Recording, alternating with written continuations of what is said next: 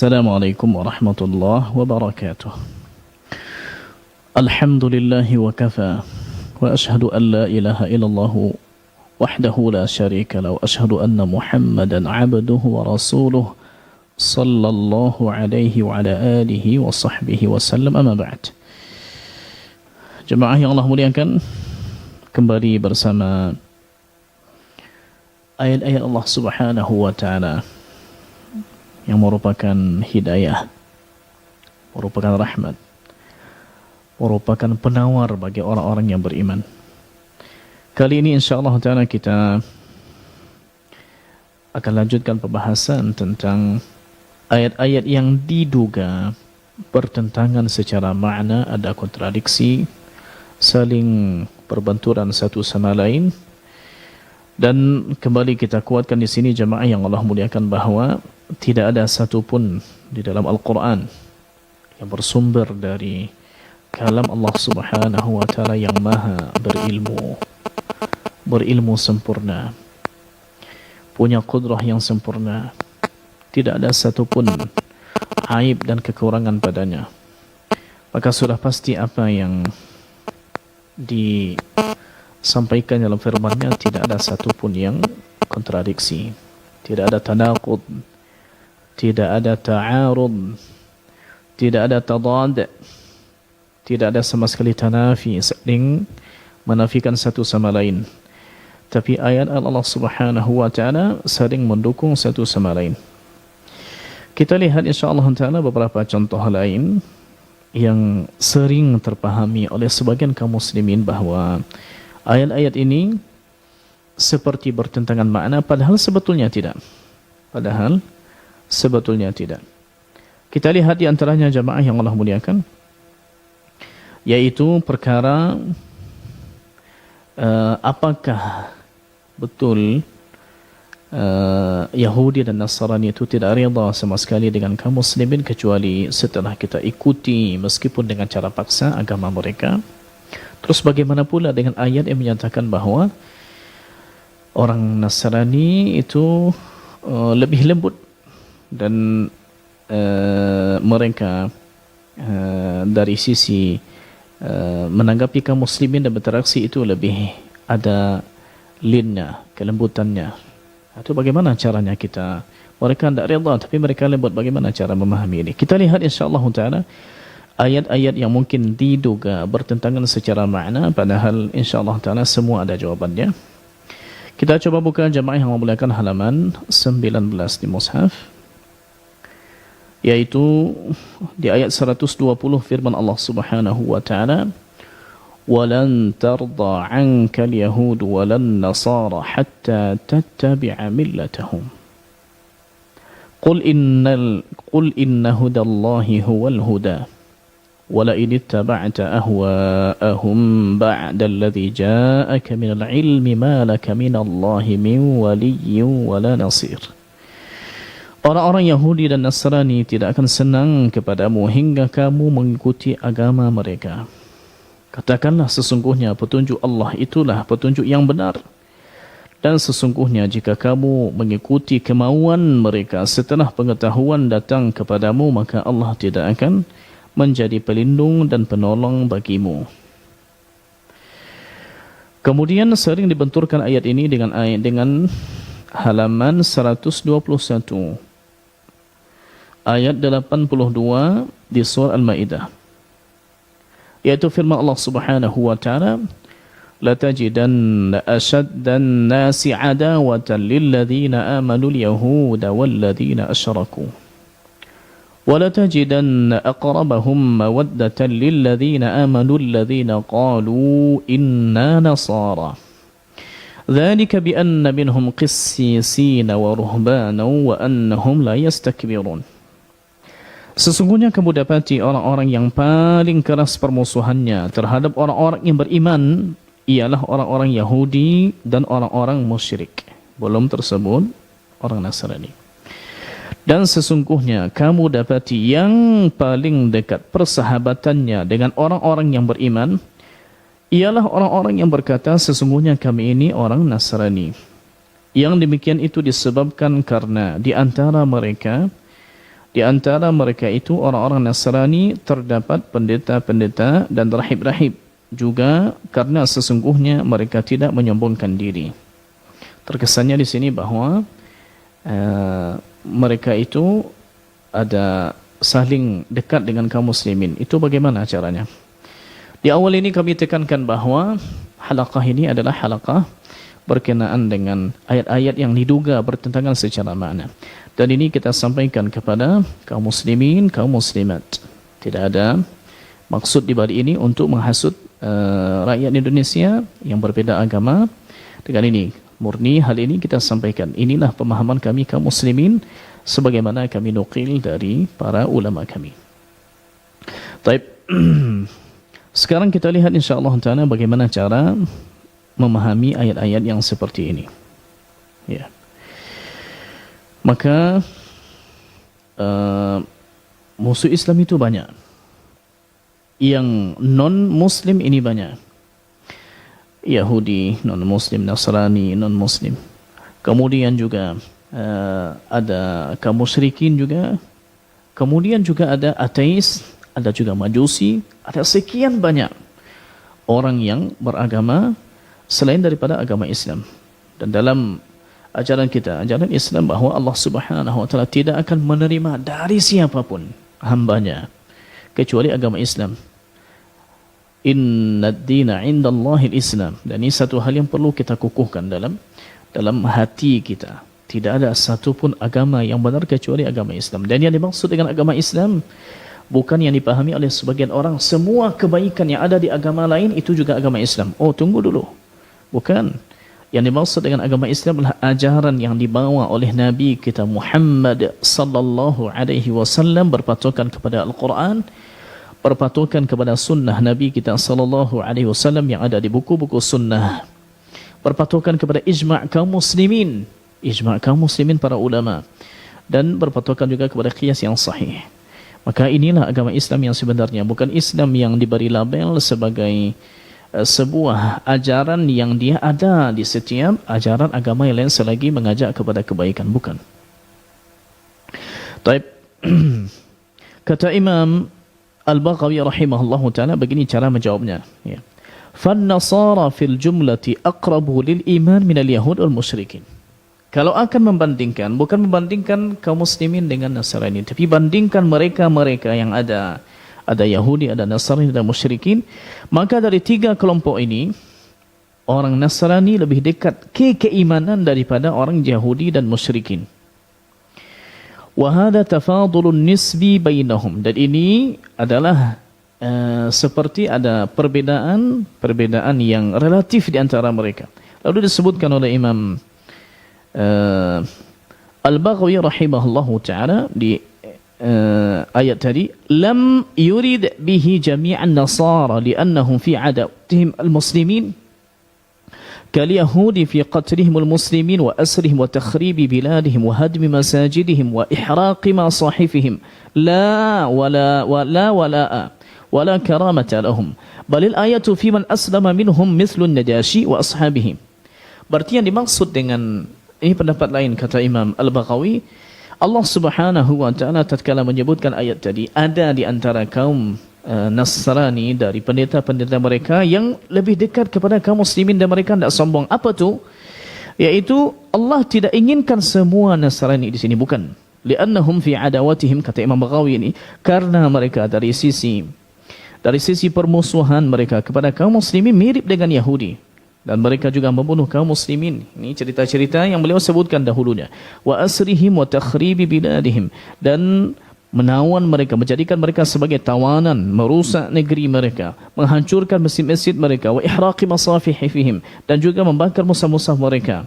Maka disebutkan kita tidak boleh berloyalitas, sebagaimana juga tidak ada la karamata, tidak ada al-karamah, maksudnya di sini kemuliaan yang mesti kita berikan, ya, wala karamata lahum, tidak ada derajat tinggi yang harus kita hargai untuk mereka. Ini kata Imam Al-Baghawi. Balil ayatu fi man aslama minhum mislun nadashi. Tapi ayat ini berkenaan dengan orang yang sudah masuk Islam dari Nasrani. pendeta yang sudah masuk Islam dari Nasrani, inilah yang dimaksud dari ayat yang tadi. Seperti Najasyi dan orang-orang yang mengikuti wa ashabihi. Wa qila nazalat fi jami'il yahud wa jami' nasara. Ada juga pendapat yang mengatakan bahwasanya itu diturunkan ke semua Yahudi dan Nasrani. Ini pendapat kedua, li'anna al-yahuda aqsa qalban wan nasara alyanu qalban minhum. Karena Yahudi secara hatinya lebih kesat daripada Nasrani. Ya. Wa kanu aqalla mudhaharatan lil musyrikin min al-yahud. Dan Nasrani secara perlawanan kepada kaum muslimin, maka Nasrani itu lebih sedikit menolong kaum musyrikin untuk melawan kaum muslimin daripada Yahudi. Ini dua makna yang disebutkan oleh Imam Al-Baghawi. Kalaupun semuanya atau semua Yahudi dan Nasrani yang dimaksud oleh ayat tadi, maka perbandingannya adalah Yahudi dengan Nasrani. Nasrani agak lebih lembut sedikit daripada Yahudi. Tapi kalau maknanya adalah seperti makna pertama yang disampaikan Imam Baghawi, bukan semua Nasrani yang dimaksud dengan ayat ini. Yang dimaksud dengan ayat ini adalah yaitu orang-orang yang Islam dari mereka. Dan ternyata jamaah yang Allah muliakan, kita dapati dalam Quran, bahawa kelanjutan dari ayat tadi itu menunjukkan makna yang pertama tadi. Kita coba lihat insyaallah taala, yaitu di firman Allah Subhanahu wa taala ini, kita coba lihat di halaman 121, firman Allah Subhanahu wa taala ayat 83. Wa idza sami'u ma unzila ila ar-rasul tara a'yunahum tafidu min ad-dam' mimma 'arafu min al-haqq yaquluna rabbana amanna faktubna ma'asy syahidin. Dan apabila mereka Nasrani tadi yang diceritakan sebelumnya, dan apabila mereka mendengarkan apa yang diturunkan kepada Rasul Muhammad sallallahu alaihi wasallam, kamu lihat mata mereka mencucurkan air mata disebabkan kebenaran Al-Quran yang telah mereka ketahui dari kitab-kitab mereka sendiri. Seraya berkata, maksudnya mereka setelah mendengar ayat, mereka menangis, mereka iringi dengan ucapan ini, ya Tuhan kami telah beriman. Maksudnya telah beriman dengan Al-Quran. Maka catatlah kami bersama orang-orang yang menjadi saksi atas kebenaran Al-Quran dan kenabian Muhammad sallallahu alaihi wasallam. Berarti bukan maksudnya bahwasanya Yahudi dan Nasrani ini sama saja dengan kaum muslimin, ya, mereka berlemah lembut, bukan itu maksudnya. Yang dimaksud dengan mereka yang menangis, mereka yang ada sedikit kelembutan, dekat secara emosional dengan kaum muslimin, adalah mereka yang telah mengaku beriman sebagaimana ditunjukkan di ayat ke-83. Dan kalau kita lihat jemaah yang Allah muliakan, begitu para ulama tafsir menyampaikannya. Dan ada juga disebutkan oleh Syekh Ibn Baz rahimahullahu ta'ala. Kata beliau begini, kata Syekh Ibn Baz rahimahullahu ta'ala, termasuk juga Syekhul Islam Ibn Taimiyah rahimahullahu ta'ala. Ya. Disebutkan walaysa fi hadha madhun lin nasara bil iman billah wala wa'dun lahum bin najat min al adab wastihqaq al-thawab wa innama fihi annahu aqrabu mawaddah. Jadi di ayat ini bukan pujian bagi Nasrani bahwasanya mereka beriman kepada Allah Ta'ala. Sudah dianggap iman mereka sekarang itu sah menurut agama kita kaum muslimin. Wala wa'adul lahum bin najati minal azab. Dan itu bukan janji baik dari Allah, mereka itu akan selamat dari azab. Wastihqaqis thawab, mereka layak mendapatkan pahala. Bukan. Kata Syekh bin Baz, wa innama fihi annahum aqrabu mawaddah. Babnya hanya mereka dari sisi ada rasa cinta, dari sisi kedekatan emosional mereka agak lebih dekat daripada Yahudi. Itu saja. Ya. Dan ini disebutkan oleh Syekhul Islam Ibn Taimiyah rahimahullahu ta'ala di kitab Al-Jawabus Sahih liman badala dinal Masih. Nah. Dan Syekh Ibn Baz pun ada menyatakan pernyataan yang agak mirip dengan itu. Singkat cerita, ayat tadi bukan ayat yang harus dibenturkan, ya.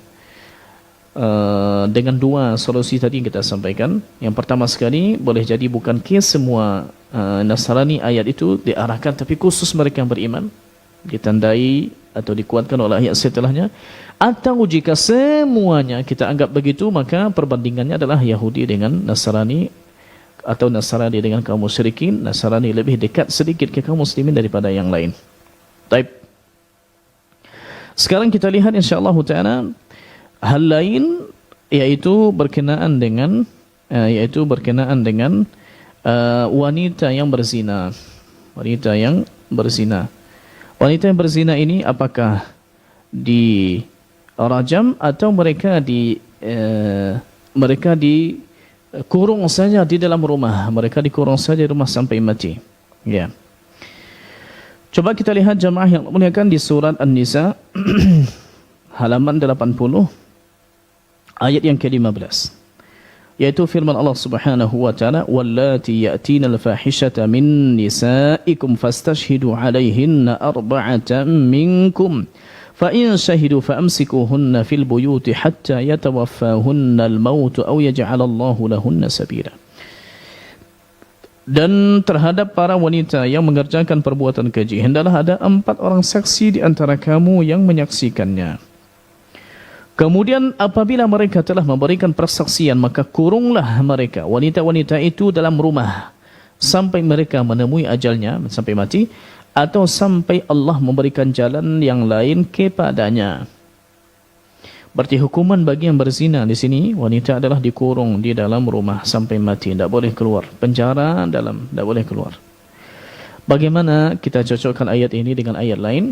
Halaman 350. Halaman 350 di surat An-Nur ayat yang kedua. Az-zaniyatu waz-zani fajlidu kulla wahidin minhuma mi'ata jaldah. Perempuan yang berzina dan laki-laki yang berzina, maka deralah, cambuklah mereka itu sebanyak 100 kali dera. Ya. Wala ta'khudhukum bihima ra'fatun fi dinillah. Dan janganlah rasa belas kasihan kepada keduanya mencegah kamu untuk menjalankan agama Allah. Jelas di ayat ini menunjukkan ada cambuk, ada jilid, ada, bahkan disebutkan di ayat lain ada rajam, dilempari sampai mati. Nah, kok berbeda di sini begini, di sini begini? Atau mungkinkah kita pahami begini? Oh, mungkin sebagian wanita dikurung saja sampai mati, sebagian yang lain itu dicambuk. Ya. Nah, bagaimana solusi dari masalah ini? Alhamdulillah ayat-ayat seperti ini jauh lebih mudah dipahami daripada yang sebelumnya. Kenapa demikian? Karena ayat ini sebagian ulama mengkategorikannya, ayat yang pertama tadi sudah dihapus hukumnya oleh ayat yang kedua. Ayat yang ada di surat An-Nisa, yaitu mengurung wanita berzina sampai mati, itu sudah dihapus hukumnya oleh ayat yang baru, yaitu ayat di surat An-Nur. Di antaranya kata Imam Ar-Razi rahimahullahu ta'ala tafsirnya, beliau sebutkan ihtajjal muthbituna linaskhi al-kitab bis-sunnah بهذه الآية السابقة حيث إنه كان الواجب على الزانية الحبس في البيوت فأمسكوهن في البيوت حتى يتوفاهن الموت. Bagi orang yang menyatakan bahwasanya mungkin kitab itu dihapuskan hukumnya oleh sunnah, maka berdalil dengan ayat ini, yaitu ketika ayat sebelumnya wanita yang berzina dikurung saja di rumah, tapi setelahnya itu mereka dirajam. Ya. Thumma inna Allah Ta'ala nasakha dzalika bi ayati al-jald fi surah An-Nur. Kemudian Allah Subhanahu wa taala menghapus hukum tersebut dengan ayat cambuk yang ada di surat An-Nur yang tadi kita bacakan. Dengan begitu berarti ayat yang tadinya bercerita tentang wanita yang dikurung sampai mati kalau dia berzina, itu telah dihapus hukumnya oleh ayat yang ada di surah An-Nur. Kita perjelas lagi, kata Imam Al-Qurtubi dalam tafsirnya. Dia sampaikan begini, hadhihi awwalu uqubatiz zunah. Memenjarakannya di rumah sampai mati itu hukuman pertama untuk wanita yang berzina. Wa kana hadha fi ibtida'il Islam, qalahu Ibnu Abbas wal Hasan. Dan ini terjadi di awal-awal Islam sebagaimana diungkapkan oleh Ibnu Abbas dan Hasan Al-Basri. Ya. Dan berkata juga Imam Ibnu Katsir, qauluhu ta'ala walladzani ya'tiyaniha minkum fa'adhuhuma. Walladzani maksudnya yang melakukan perzinaan maka sakitilah mereka. Maksudnya adalah di sini ay bisyatmi wa ta'mir wa ta'ir wa darbi bin ni'al. Maksudnya awalnya dengan dicela, ya, dengan dipukul dengan sandal, Wa kana al-hukmu kadzalik hatta nasakhahu Allah bi al-jaldi aw ar-rajm. Dan hukum memang seperti itu, berjalannya begitu sampai Allah Subhanahu wa taala turunkan ayat tentang jilid atau cambuk dan juga masalah rajam. Berarti dengan begitu jamaah yang Allah muliakan, kita pahami bahawa ayat yang pertama tadi sudah dihapus hukumnya oleh ayat yang kedua. Berarti cara mengumpulkannya adalah nasikh. Cara mengumpulkannya adalah dengan nasikh. Baik. Sekarang kita pindah ke ayat-ayat yang selanjutnya yang diduga yaitu berbeza atau bertentangan padahal tidak demikian. Kita lihat insya-Allah taala yaitu ayat yang menunjukkan kalau Fir'aun bertaubat kepada Allah taala.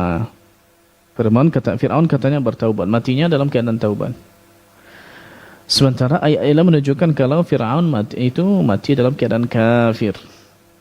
Kita lihat insya-Allah taala, kita lihat apa yang diduga ayat-ayat ini bertentangan. Kita coba buka di halaman 219 di surat Yunus ayat yang ke-90. Ayat yang ke-90, ya. Dan di situ ada firman Allah Subhanahu wa taala di ayat ke-90, hatta idza adrakahu al-gharq qala amantu annahu la ilaha illa alladhi amanat bihi banu Israil wa ana minal muslimin. Sebutkan dan kami wajawazna bi bani Israil, kami melewatkan bani Israil melintasi laut. Lalu mereka diikuti oleh Fir'aun, fa atba'ahu Fir'aun wa junuduhu baghyan wa adawa. Diikuti oleh Fir'aun dan bala tentaranya karena hendak menganiaya dan menindas mereka. Hatta idza adrakahu al-gharq, di sini intinya, hingga ketika Fir'aun itu telah hampir tenggelam, berkatalah dia, qala amantu, sesungguhnya aku beriman, annahu la ilaha illa alladhi amanat bihi banu Israil, saya percaya bahawa tidak ada Tuhan melainkan Tuhan yang dipercayai oleh Bani Israel, dan saya termasuk orang yang berserah diri kepada Allah, wa ana minal muslimin. Apakah dengan ucapan seperti itu sudah dianggap Fir'aun masuk Islam dan mati dalam keadaan beriman? Bagaimana pula dengan ayat-ayat lain yang menunjukkan kalau Fir'aun ternyata itu dan banyak sekali ayat di Quran, ya.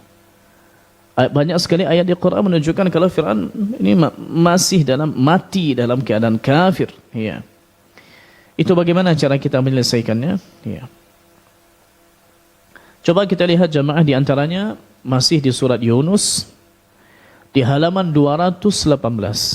Berarti hanya satu halaman sebelum yang tadi disebutkan ayat 88. Wa qala Musa rabbana innaka ataita fir'auna wa mala'ahu zinatan wa amwalan fil hayatid dunya rabbana liyudillu an sabilik rabbana tamis ala amwalihim washdud ala qulubihim fala yu'minu hatta yarawul 'adzabal alim. Musa berkata, ya Tuhan kami, sesungguhnya engkau telah memberi kepada Fir'aun dan pemuka-pemuka kaumnya perhiasan dan harta kekayaan dalam kehidupan dunia. Ya Tuhan kami, akibatnya mereka menyesatkan manusia dari jalan engkau. Ya Tuhan kami, binasakanlah harta benda mereka dan kuncilah hati mereka, kunci matilah hati mereka. Maka mereka tidak beriman hingga mereka melihat azab yang pedih. Ini doa Nabi Musa alaihissalam. Doa Nabi Musa. Mereka tidak akan beriman sampai nanti mati melihat azab yang pedih. Tidak akan ada imannya. Ya. Sebagian mengatakan azab yang pedih itu dengan tenggelam atau nanti ketika di hari kiamat. Qala qad ujibat da'watukuma. Allah berfirman, sesungguhnya telah diperkenankan permohonan kamu berdua. Berarti Allah kabulkan doa Nabi Musa. Bahwasanya Fir'aun tidak akan beriman. Ya sudah, tidak akan beriman. Ya. Taib. Loh, kok bertentangan ya maknanya? Ya. Kata As-Suddi sebagaimana tafsir Al-Baghawi, ma'nahu amithum 'alal kufur, matikanlah mereka dalam keadaan kafir. Lalu Allah Taala menjawab di ayat setelahnya, qala qad ujibat da'watukuma, sungguh telah dikabulkan doa kalian berdua. Ini jelas menunjukkan kalau mereka kafir, mati dalam keadaan kafir, mati dalam keadaan kafir. Taib. Ustaz, kenapa dibahas pula masalah ini, Ustaz? Bukankah sudah jelas kalau Fir'aun itu matinya kafir? Ya, bagi kita jelas. Tapi tahukah kita sebagian kaum muslimin, apalagi mereka yang sufi ekstrim berada di barisan Ibnu Arabi, itu Ibnu Arabi sendiri dalam bukunya Fususul Hikam menyebutkan bahwasanya Fir'aun mati beriman. Boleh kita lihat di buku Fususul Hikam yang disebutkan di halaman 201 di buku Fususul Hikam.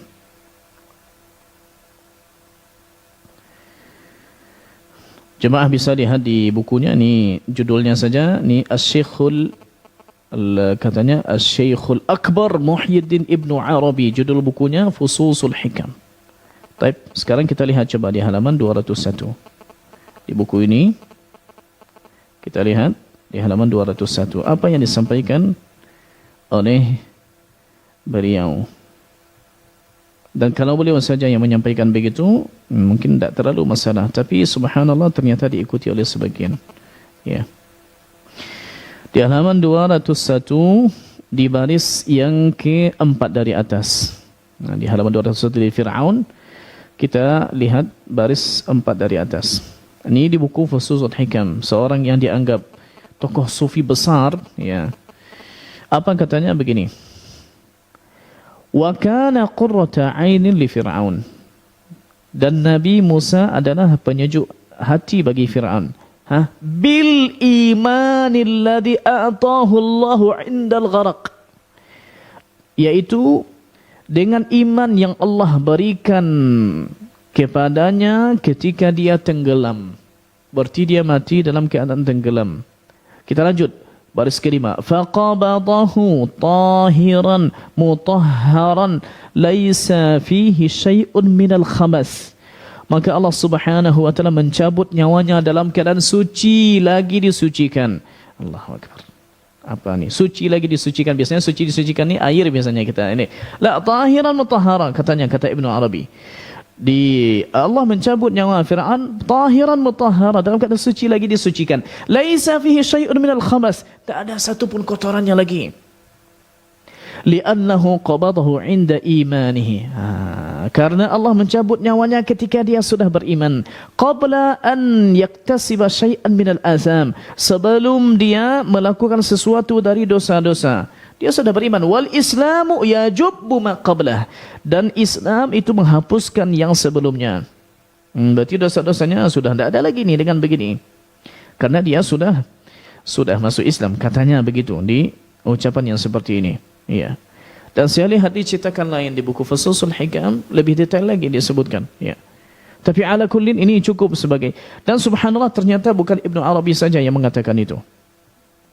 Ternyata pendukung-pendukungnya juga, ulama-ulama setelahnya mendukungnya juga menyatakan itu. Di antaranya contohnya disebutkan oleh Muayyiduddin Al-Jundi yang wafat 691. Dan beliau salah satu orang yang mensyarah buku Fususul Hikam. Lalu beliau sebutkan tentang masalah Fir'aun ini. Ya. Bahwasanya katanya, walakinnal Qur'ana asdaqu syahidin bi imanihi 'indal gharq qabla an yugharqir. Akan tetapi Al-Quran adalah dalil yang paling benar menunjukkan keimanannya Fir'aun ini, yaitu ketika tenggelam, qabla an yugharqir, sebelum ruhnya keluar. Bal hala tamakkunuhi minad nutqi bil iman. Bahkan disebutkan kondisinya betul-betul mantap tatkala dia mengucapkan kalimat iman. Siapa lagi? Wafat tahun 730, Abdul Razak Al-Qasani, termasuk salah satu yang mensyarah buku Fususul Hikam. Wa amal imanu alladhi badara ilaihi Fir'aun qabla mautihi fa adraka al-gharq wa kaunuhu muntafi'an bihi maqbulan fa huwa maqbulan katanya. Wa mimma ankarahu ba'dhum 'ala syekh. Katanya adapun iman yang disegerakan oleh Fir'aun sebelum dia mati, lalu setelahnya dia tenggelam, wa kaunuhu muntafi'an bihi. Muntafi'an bihi, dia dapat faedah, dapat manfaat dari imannya, maqbulan, diterima imannya. Ini merupakan perkara yang diingkari oleh orang-orang kepada Syekh katanya. Walaysa bidzalik, padahal bukan demikian. Li'anna al-qiyasa asbata sihhatahu. Karena qiyas itu menunjukkan kalau itu sahih. Kama dzakar, sebagaimana telah disebutkan oleh Syekh. Didukung lagi oleh sekian, saya tidak usah menyebut namanya, banyak. Dan sekarang kita lihat jamaah yang Allah muliakan. Bahkan dari ulama Syafi'i yang membantah masalah ini. Maksudnya Fir'aun mati dalam keadaan beriman. Beriman bagaimana? Dan insyaAllah nanti kita bantah juga dengan ayat. Disebutkan oleh Al-Hafidh Ibn Hajar Al-Haytami. Al-Haytami. Ya. Beliau sebutkan di kitab Az-Zawajir An-Iqtirafil Kabair. Ijma' ala kufri. Kesepakatan ulama akan kafirnya Fir'aun. Kesepakatan ulama. Berarti ulama sudah sepakat semuanya. Iya. Dan disebutkan juga oleh Haytami dalam fatwanya tentang Ibnu Arabi. Disebutkan, ya. Asy-Syaikh Muhyiddin Ibnu Arabi rahimahullah radhiyallahu anhu, imam Jama' Ma'in al-Ilmi wal Amal. Begitulah dipuji di awal.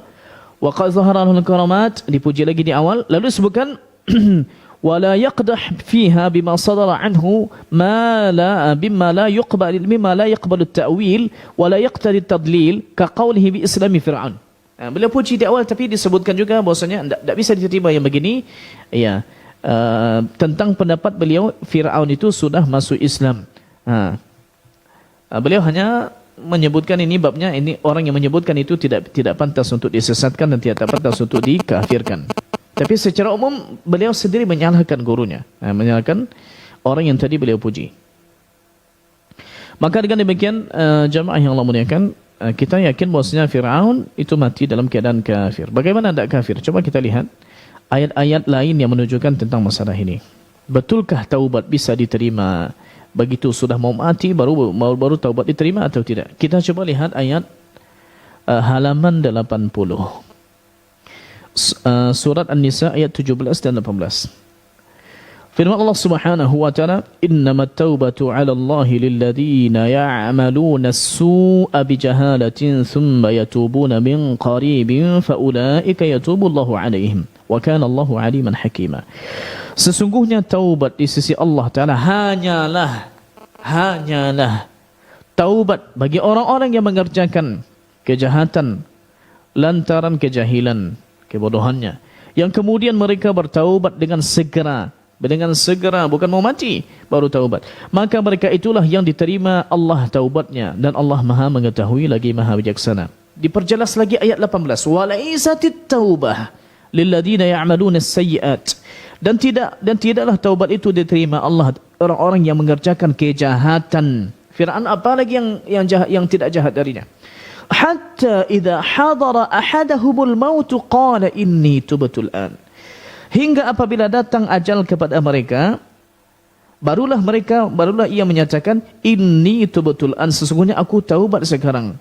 Orang seperti ini tidak diterima taubatnya. Allah yang bilang di ayat 18 surat An-Nisa. Dan sama dengan Fir'aun. Ya, sama dengan Fir'aun bertaubat sebelum mati. Dia ucapkan kalimat itu. Sama juga dengan orang ini, inni tubtul an, aku taubatlah sekarang. Ternyata itu tidak bisa menyelamatkannya. Kita lihat lagi di ayat lain, di surat Ghafir. Jemaah bisa lihat di halaman 476 di mushaf, halaman 476, yaitu di ayat ke-84 dan 85. Falamma ra'au ba'sana qalu amanna billahi wahdahu wa kafarna bima kunna bihi musyrikin. Maka tatkala mereka melihat azab kami, mereka berkata, kami beriman hanya kepada Allah saja dan kami kafir kepada sembahan-sembahan yang telah kami persekutukan dengan Allah. Ini azab sudah turun baru mereka begitu. Ayat 85. Falam yaku yanfa'uhum imanuhum lamma ra'au ba'sana. Maka iman mereka tidak akan berguna bagi mereka ketika mereka telah melihat siksa kami. Mana lagi berguna. Falam yaku yanfa'uhum imanuhum lamma ra'au ba'sana. Maka kita sampaikan kepada seorang imam tadi mengatakan, wal Quran, katanya asdaqu syahidin, ini Al-Quran asdaqu syahidin ala kufri Fir'aun. Ini dalil-dalil menunjukkan bahwasanya tidak lagi diterima. Dan begitu kaum muslimin menyampaikan. Ada sebuah riwayat, Masya Allah, nih riwayat yang disahihkan sanadnya oleh Syekh Albani rahimahullahu taala, dihasankan oleh Imam At-Tirmidzi di Sunan At-Tirmidzi nomor 3107 dari Abdullah bin Abbas radhiyallahu anhuma, bahwasanya Nabi kita sallallahu alaihi wasallam bersabda, lamma aghraqallahu fir'auna qala, Tatkala Allah Subhanahu wa taala menenggelamkan Firaun, Firaun berkata, "Amantu annahu la ilaha illa alladhi amanat bihi banu Israil." Ya, sebagaimana yang tadi, aku beriman dengan Tuhan Bani Israel. Faqala Jibril berkata, "Ya Muhammad, falau ra'aitani wa ana akhudhu min halil bahri ya'ni tinahu." Andai saja contohnya Muhammad engkau melihatku, aku mengambil dari lumpur laut, fa'adussuhu fihi makhafata an tudrikahu rahmatu, maka aku masukkan, aku sempalkan itu ke mulut Firaun, khawatir dia akan mendapatkan rahmat Allah Subhanahu wa taala. Ini saking geramnya Jibril kepada Firaun, akhirnya dilakukan begitu. Bagaimana kita akan bilang contohnya, dia beriman mati dalam keadaan beriman. Yang mengakui hal-hal seperti ini, maka segeralah rujuk kepada pendapat yang lebih benar, pendapat para ulama. Kita jangan fanatik kepada guru-guru kita begini dan segala macam. Ini wali Allah Ta'ala punya karamat dan segala. Ini pendapat yang anak kecil pun tahu. Ya. Tak pernah orang mengatakan Fir'aun rahimahullah wa radiya anhu wa ghafarallahu lahu, mana pula ada. Yang ada itu Fir'aun la'anatullahi alaih. Bahkan Abu Jahal Fir'aun hadhil ummah. Abu Jahal dikiaskan oleh Nabi ki Fir'aun sana. Abu Jahal mati dalam kekufuran, tidak ada khilaf. Nah sekarang kok kita malah ngeyel mengatakan kalau Fir'aun itu mati dalam keadaan beriman. Ajib ya. Baik. Jemaah, ada satu lagi insyaAllah ta'ala kita bahas. Ini berkenaan dengan ayat yang diduga juga bertentangan secara zahir oleh sebagian orang, diduga bertentangan padahal tidak demikian. Ayat apa itu? Kita coba lihat insyaAllah ta'ala, yaitu ayat di halaman 352 di surat An-Nur, surat 24 ayat 26, halaman 352. Yaitu firman Allah Subhanahu wa taala, al-khabithatu lil-khabithina wal-khabithuna lil-khabithat wat-tayyibatu lit-tayyibina wat-tayyibuna lit-tayyibat ulaika mubarra'una mimma yaqulun lahum maghfiratun wa rizqun karim. Wanita-wanita keji adalah untuk laki-laki yang keji, dan laki-laki yang keji adalah untuk wanita yang keji pula. Dan wanita-wanita yang baik adalah untuk laki-laki yang baik, dan laki-laki yang baik adalah untuk wanita yang baik pula. Mereka yang dituduh itu bersih dari apa yang dituduhkan oleh mereka yang menuduh itu. Bagi mereka yang dituduh padahal tidak demikian, ampunan dan rezeki yang mulia dalam kurung surga. Baik. Maksudnya jodohnya laki-laki yang baik dengan perempuan yang baik, yang buruk dengan yang buruk pula. Baik. Bagaimana dengan kisah Nabi Nuh alaihissalam, dan bagaimana pula dengan kisah Nabi Lut alaihissalam, sebagaimana Allah kisahkan di halaman 561 surat Tahrim ayat yang ke-10.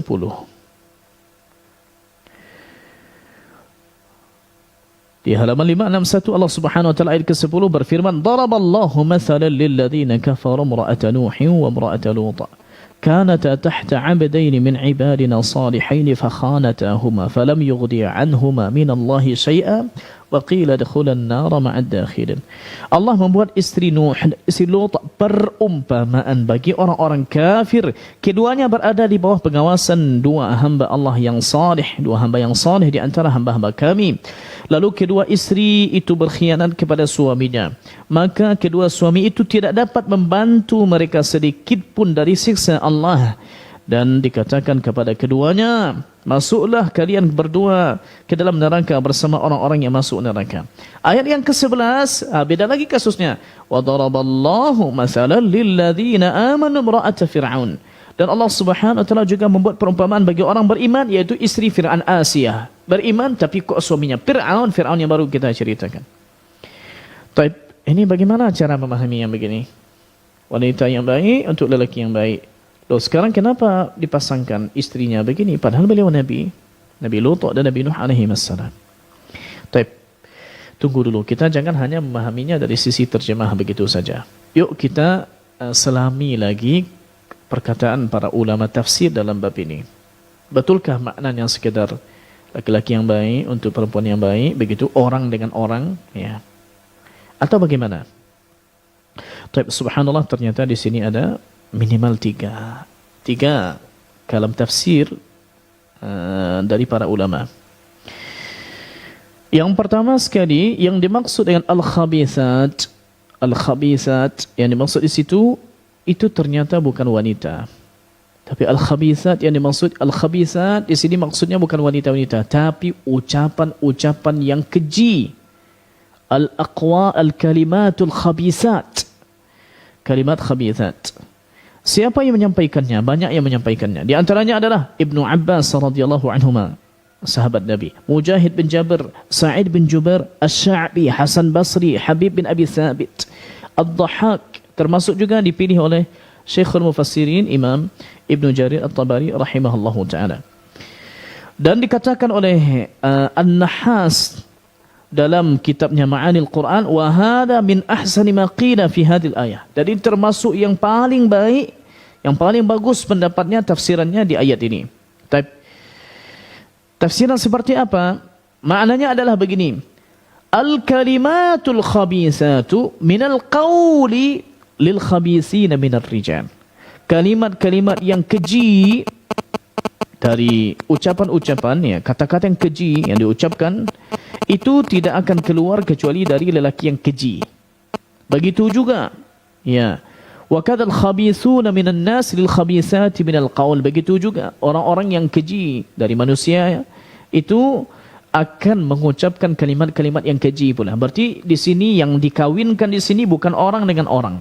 Yang dipasangkan di sini adalah yaitu orang yang keji itu akan mengucapkan perbuatan keji.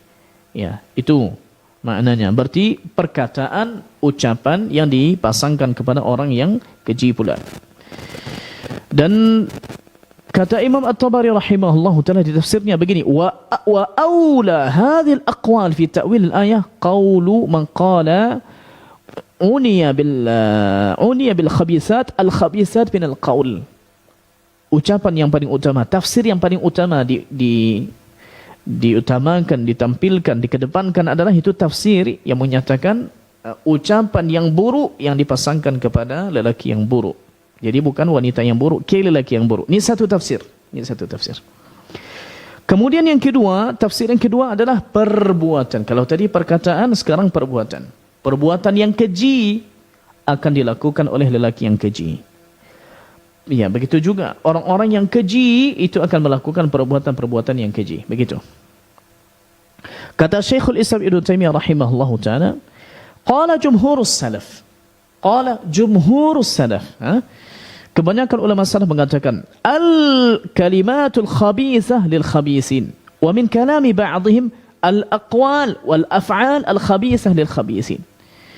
Kebanyakan ulama salaf mengatakan kata-kata yang buruk, yang keji itu akan keluar dari lelaki yang keji. Dan sebagian mereka mengatakan perkataan dan perbuatan yang keji, dua-duanya masuk ini, itu tidak akan keluar kecuali dari orang yang keji pula, dari laki-laki. Ya. Taib. Ini dua makna. Makna yang ketiga baru yang tadi di terjemahan, maksudnya wanita yang buruk akan dapat pasangan yang buruk pula dari laki-laki, yang keji dapat yang keji pula, yang baik dapat yang baik pula. Berarti taib. Nah, sekarang bagaimana cara kita memahami dengan tafsir yang ketiga tadi? Padahal sudah jelas kalau Nabi-Nabi Allah, Nabi Lut, Nabi Nuh ini orang yang baik. Loh, kok sekarang dikawinkan dengan yang buruk, yang buruk begitu ya? Nah, sekarang kita lihat. Yang dimaksud dengan buruknya, yang dimaksud dengan buruk yang ada di dalam ayat di surat An-Nur tadi adalah yaitu mereka-mereka yang waliyazbillah berzina. Berarti wanita yang keji, yaitu wanita yang berzina, itu akan dapat jodoh yang berzina pula. Begitu pula laki-laki yang berzina akan dapat jodoh dari wanita berzina pula. Berarti khabith yang dimaksud di sini adalah perzinaan. Kalau kita bawakan ke ayat tadi, betulkah istri dari Nabi Lut dan istri dari Nabi Nuh alaihi wasallam keduanya berzina? La. Kesalahan mereka hanya berkhianat. Berkhianat bukan berkhianat selingkuh macam suami-suami sekarang atau istri-istri yang ada sebagian mereka sekarang melakukan begitu. La. Kata Imam Ibnu Katsir rahimahullahu taala, fa khanatahuma, kedua istri tadi berkhianat kepada suaminya, ai fil iman. lam yuwafiqahuma 'ala al-iman. Mereka tidak setuju, tidak ikut suaminya dari sisi iman. Wala saddaqahuma fi risalah, dan tidak membenarkan risalah keduanya. Nabi Lut sebagai rasul tidak dibenarkan oleh istrinya. Nabi Nuh sebagai rasul tidak dibenarkan oleh istrinya. Falam yujdi dzalika kullahu syai'an wala dafa'anhuma mahdzuran. Maksudnya keberadaan mereka sebagai istri seorang nabi kan dekat tu, pasangan hidup. Ternyata itu tidak berbuah sedikit pun bisa berbuah baik untuk mereka. Sama aja masuk neraka. Kemudian kata beliau, walaisal murad fa khanatahuma fi fahisha. Maksudnya, jadi bukan maksudnya kedua istri tadi mengkhianati suaminya bukan fi fahisha, bukan dalam masalah keji, bukan bal fid din, tapi masalah agama. Maksudnya tidak mau ikut suaminya dari sisi agama, bukan mereka waliyazbillah berzina menjual diri, tidak.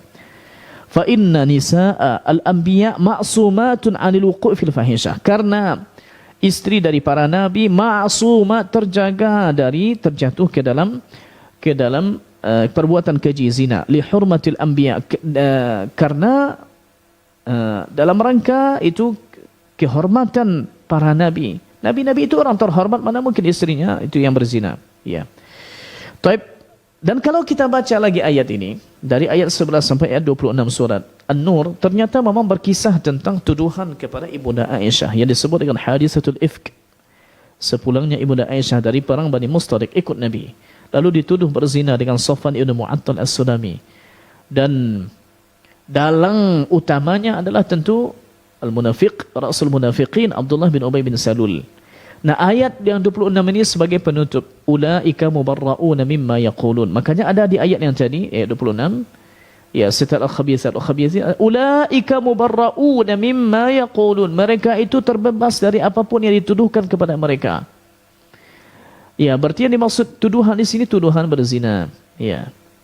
Maka yang lelaki berzina akan cari pula wanita berzina, ya sama, waliyazbillah. Ya. Kalau contohnya begini, kalau ternyata memang ada salah satu yang selingkuh, yang satunya taat, satunya selingkuh, tidak akan bertahan rumah tangga ini.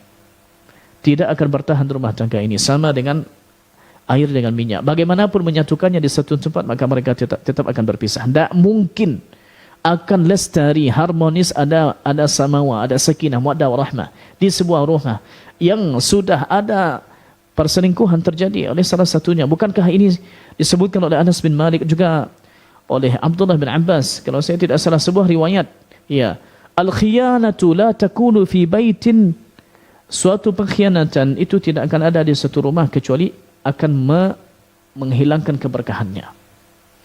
Illa dhahabat aw muhiqat minhu al-barakah, akan dihilangkan darinya berkah. Kalau sudah tidak berkah, mana lagi akan lestari? Ya. Berarti begitu maknanya jemaah yang Allah muliakan. Jadi bukan maknanya bahasanya mereka berzina, bukan ya. Okey. Dengan begitu insyaallah taala tidak ada pertentangan sedikit pun tentang ayat istri para nabi mereka berkhianat kepada suaminya dari sisi agama, tak ikut agamanya, sementara mereka tetap terjaga dari sisi mereka tidak menjual diri. Dengan begitu tidak ada pertentangan antara makna ayat-ayat tadi. Wallahu ta'ala alam, kita cukupkan demikian. Subhanakallahumma bihamdik, asyhadu an la ilaha illa ant, astaghfiruka wa atubu ilaik. Wassalamualaikum warahmatullahi wabarakatuh.